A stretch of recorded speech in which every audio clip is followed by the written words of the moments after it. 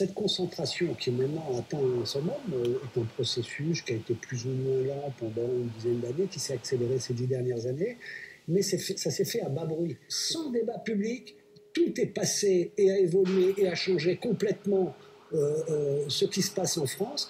Nous voulons éclairer pour ensuite voir s'il faut légiférer, réagir.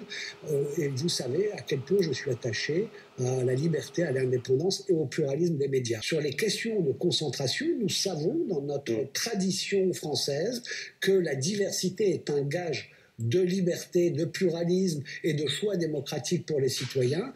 Et quand il y a des phénomènes tels de concentration que la diversité peut être interrogée, c'est bien nous pencher sur la réalité de ce qui se passe. Je pense que la meilleure façon de continuer à avoir un espace médiatique libre, c'est de faire en sorte qu'il soit divers, souple, agile, créatif. Il y a aujourd'hui des concentrations particulières. Par exemple, il y a un projet TF1 M6 qui va constituer, je ne sais pas, au moins 70% du paysage audiovisuel. On voit bien ce qui se passe avec Bolloré. Aujourd'hui, vous considérez, David Assouline, que la liberté de la presse, voire la démocratie, est en danger ?